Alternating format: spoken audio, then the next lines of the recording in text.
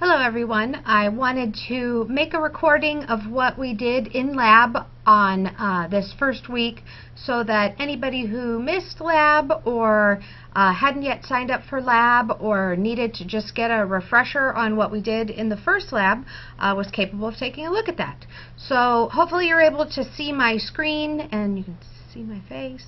And so I'm going to go ahead and I'm going to start going through this. And so, welcome to the first week of lab. The first lab that we're going to do has to do with the scientific method, and we're going to be looking at termites today in lab. Welcome to NSB. NSB is Natural Science Biology. That's the shorthand we use for it. And the reason that we take a biology course here at the University of Akron is because you will encounter all kinds of living things and forces that act upon living things every day. If you take a look at the news that's out there right now, we see all kinds of information about stem cells and cloning and DNA and genetic testing. If you're a parent, maybe you just sent your child back to school and you looked at their vaccination record, or maybe you chose not to have your children vaccinated. Maybe you're interested in evolution and how things have changed over time. Bioethics is a big topic that we study these days about whether it's ethical to do certain things just because we can. Should we do those things?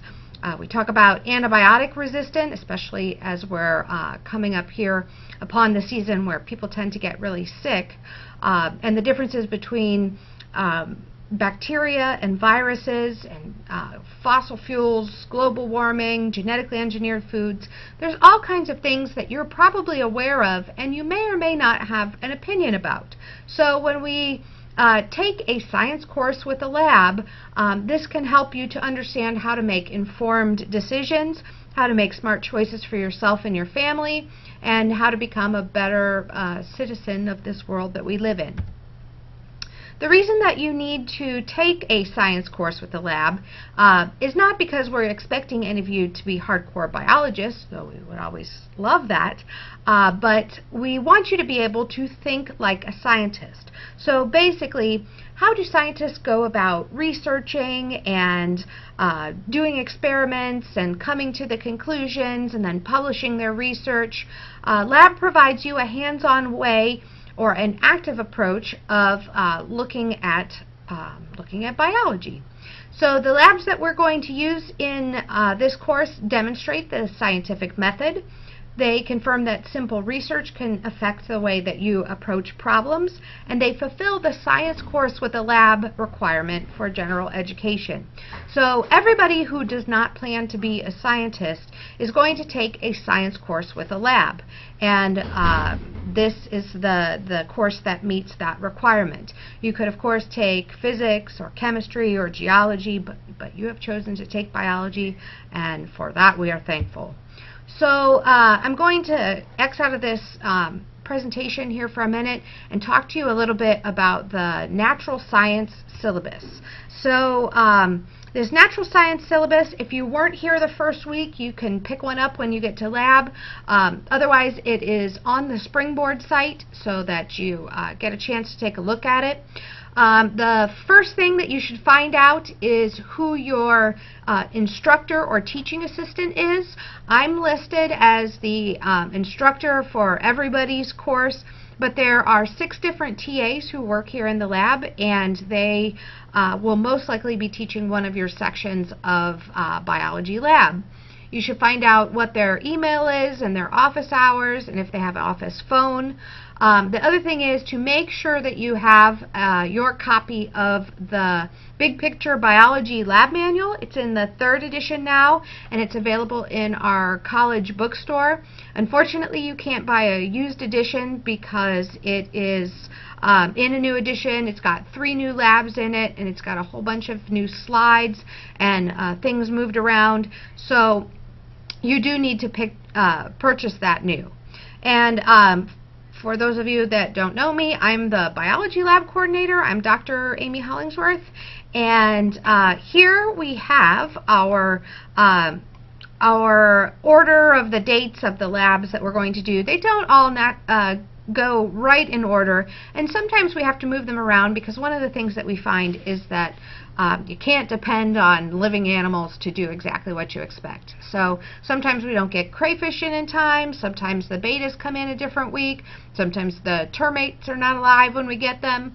So we do reserve the right to kind of move this schedule around, but we'll always try to let you know before we do that. So you can get a chance to see the wide span of what we're going to cover here in this lab. There's also a project, which are the things that are put in red here on the syllabus, and the order that we go in for lab doesn't necessarily match exactly what happens in lecture. We try to put them pretty much in order, but because there are 4 different lecture instructors, I teach on Tuesdays and Thursdays, but there's Dr. Cooper, Dr. Duff, and Dr. Weeks, and depending on what they are teaching that week, these things may not go in order. But one of the nice things about lab is that we have about a 20-minute presentation at the beginning of every lab that will tell you a basic, big picture approach to what it is that we're going to be doing in lab that week. So you can get a chance to read through that on your springboard or on your syllabus. Everybody always likes to know how you're graded for the course. The course consists of 250 total possible points, and there are 100 of those points coming from quizzes, 100 of those points coming from participation and attendance, and 50 points coming from the biology group project. So what that means to you is that you need to be in lab every week. If you miss lab, you're going to miss the laboratory quiz, and you miss out on the participation and attendance points. But more importantly, you may miss out on some of the group project points, which are a large portion of your grade. So there's 100 points from laboratory quizzes. There are 12 quizzes that we take over the course of the semester.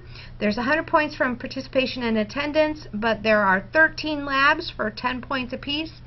So you can miss a little bit, but I would definitely never suggest that you miss labs. There are going to be certain checkpoints throughout the semester where I'll ask you to check your grade and make sure that it's okay. Generally, you have about 2 weeks to make sure that your grade's okay before we're not going to change the grade anymore. But usually students don't have a problem with that. So the lab manual, like I said, you do need to have your lab manual with you each day of the lab, and you do need to purchase it in the bookstore. That's where we have all the safety precautions, that's where we have all the notes from the PowerPoint presentations, and that's where we have all of the instructions for the lab. If you don't have your instructions for the lab, you can't just look on somebody else's. You need to actually have your own set of instructions for the lab. So that's why we ask that you have that with you every day when you come to lab. You can't share it with your roommate or share it with your lab mates. A couple of things about how to be successful in lab. Make sure that you're coming to every lab on time and you're participating.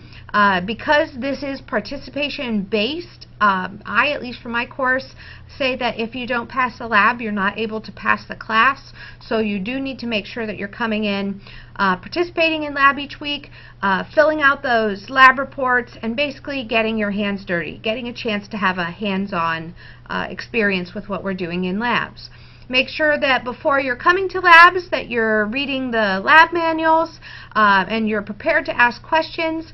If you go to the bigpicturebiology.com site, you're able to get flashcards. So if you're looking through the vocabulary or you want something to study from for your quiz each week, that would be a great way for you to be able to study. Make sure that you don't miss those quizzes. They'll be about the first 10 to 15 minutes of class. So if you're late to class, you could end up missing the quizzes.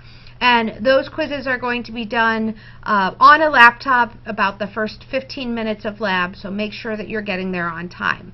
If you have your own laptop, that's great. That would be very helpful in getting your quizzes done. Otherwise, we have about 10 laptops in class that you'll be able to use to do those quizzes, but you might have to end up sharing with another person. Also, make sure that you fill in those lab reports completely. The surest way to miss out on points is to miss part of the question or not fill it out. I do ask that people use complete sentences, but just make sure you completely answer the question. More than a complete sentence, make sure that you're making sure your answer is complete. And also, sometimes we have two-part labs where, like with the bacteria, we'll be putting the bacteria on the plate one week and then reading them the next week. So if there's a two-part lab, make sure you're there for both parts of the lab. Springboard is going to be what we'll use officially for our digital platform. That's where we'll have all of the content. I'll be able to email you. You'll be able to email me or your teaching assistant. That we'll have our discussions, Dropbox for presentations, and quizzes and all of your grades. If you're having problem accessing Springboard, you should call the Springboard Help Desk. It's 330-972-6888. Going on to quizzes, I pretty much covered that already, but basically they are very simple quizzes. It's 10 multiple choice questions, and I'll give them here in lab about the first 15 minutes. The quizzes are password protected, so you can only take them from the laboratory room, and you can't take them anywhere else, like in your dorm room.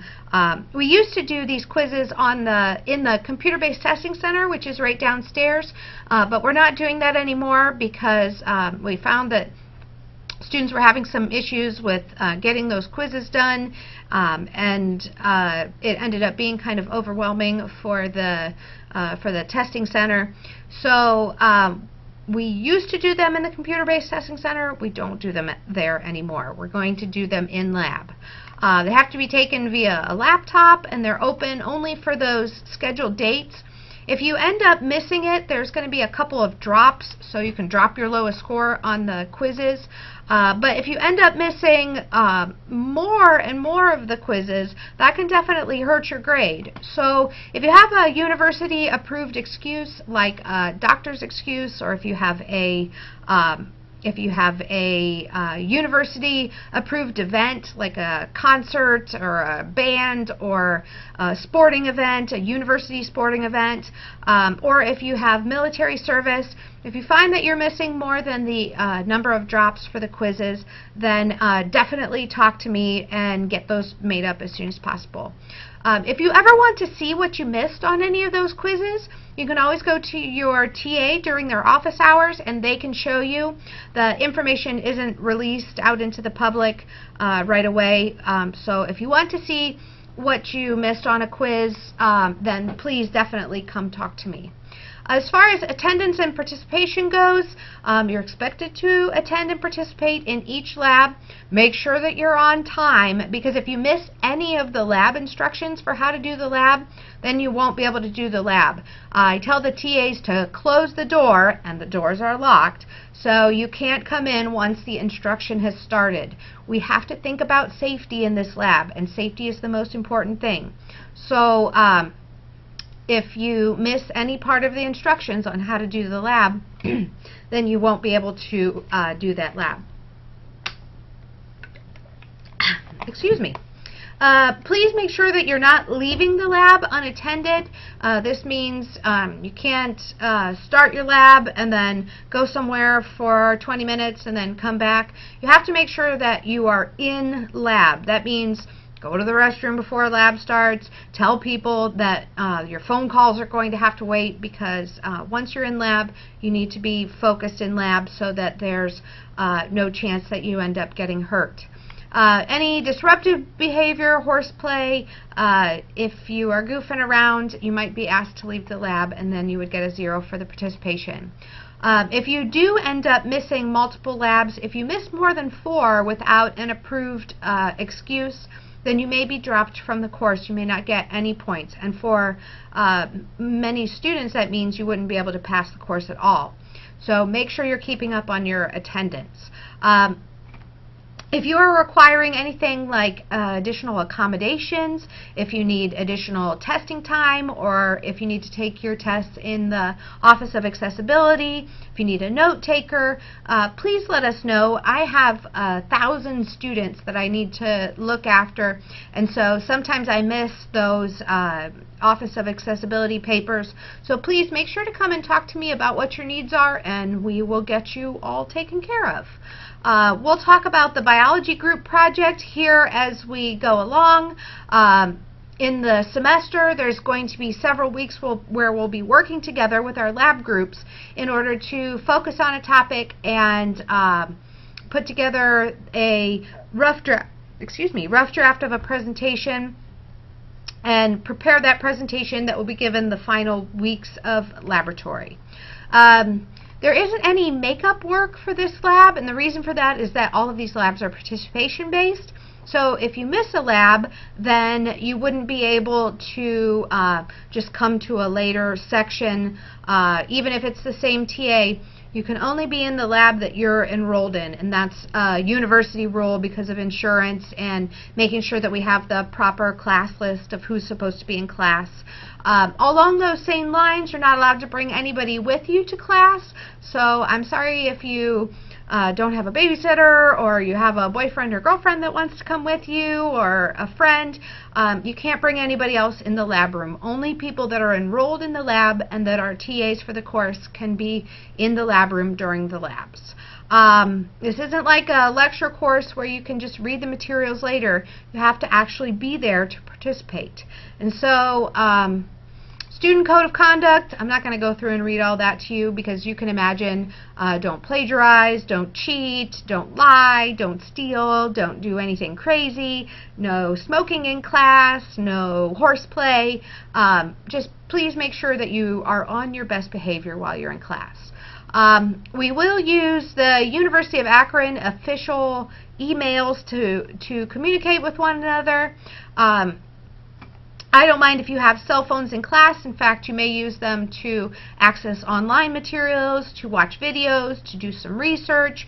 You may use them for timers or calculators, but just please make sure that they're turned off and that you're not using them to be disruptive of the other students.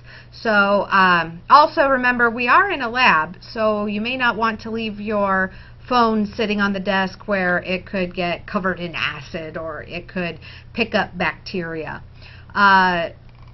So the official emails, and be courteous, be professional, make sure you're checking those emails, and that you remember that those emails are between you and I. So that's the syllabus. Going back to the PowerPoint presentation. We got through all of that. There's a picture of the lab manual. You need to have it with you every week. Make sure, if you don't have it now, that you have it by the 3rd week, because if you don't have it the 3rd week, you can't do the lab. There won't be any copies for you. You need to have that. Talking a little bit about what happens in the lab, one of the things that you need to be careful for is that when you're checking out materials or you're getting lab equipment, that those things are not contaminated. And what we mean by that is non-sterile. So we're going to look at a lot of things that could be contaminated in lab. Also make sure that you never put things away that are dirty. That you're cleaning up after yourself and you're checking your equipment before you start. In the lab, we're never going to work with anything that's like a really strong acid or a really strong base. We don't have Bunsen burners. We're not going to dissect things. But still, you want to make sure that you're not getting chemicals on your hands or on your body, that you're keeping your hair tied back, and you're wearing proper clothes, that you don't conduct any of these experiments without the TA in the room. If by chance they're not in the room, then just wait for them to come back. If something goes wrong during these labs, then please immediately get the instructor's attention. We're not going to be mad at you if something gets broken. Things break, and we know that that happens. I know that test tubes break all the time, or if you have a broken piece of equipment. just please let us know so that you don't get hurt, so that we don't get hurt, and so that other students don't get hurt. And then always make sure that you're reading through the safety procedures before we start our experiments. In these labs, we have designed these experiments to give a big picture view of biology, and each lab is going to basically go through the same format, where you're going to have this short lecture that's at the beginning, after the quiz is over, that you will get your materials from the teaching assistant, go through the procedure, collect the data. You're going to write it up in the lab report and turn in your data and your lab report questions. Each lab has a quiz, and most of those are over vocabulary or the key concepts, and each lab is conducted using the scientific method. So the scientific method is this circular process that kind of goes back and forth, and it can start and stop. Sometimes making an observation makes us make other observations. We ask questions, and then we'll go back and make more observations. We identify problems that we would like to test here in the lab. One of the first things that we should always do is research our problems and figure out if somebody's done the experiment before, if somebody's answered the question before. We develop our hypotheses and collect and analyze the results.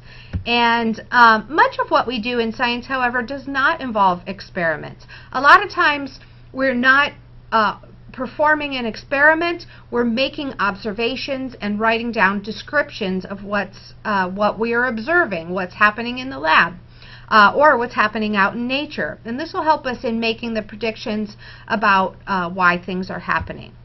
In forming a hypothesis first involves making an observation. We have to know that there's something out there that we want to find out if it's true or not, and we do this by asking questions about what we observe. Your hypothesis is going to be a possible answer to that question. Remember, you don't necessarily have to have the correct hypothesis. It simply has to be testable. So a hypothesis is something that we can test. A lot of times we find that hypotheses are wrong, and that even if it is a wrong hypothesis, it still helps us in clarifying our argument and figuring out what our problem is and what the solution or the answer or the explanation for it is. So some examples of hypotheses we can test. If I wanted to test more students get sick during the first week of testing than at other times, I could collect data about how many students are sick during that final week versus the other weeks in the semester.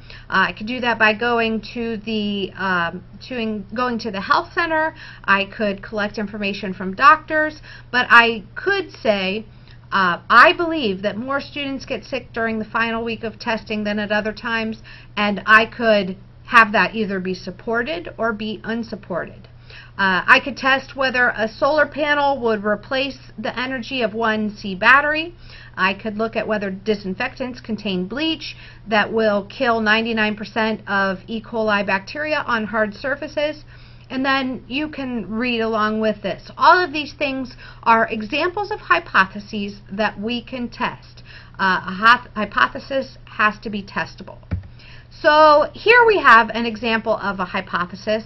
If you are designing a experiment, you always have to have what is called a control in that experiment. And in this control is has got the soil. And then if I were to put the 4 different seeds in there, and I wanted to know what would happen naturally or what would happen normally without doing an experiment, then what I would do in this experiment is I would just water those seeds and see how they grow. Then in the experiment, you can see we're doing testing some different things. We're testing the effects of the root hormone, different concentrations of that root hormone. So in our control, we see how those seeds grow normally. In our experiment, we see how they grow with differing concentrations of root hormone.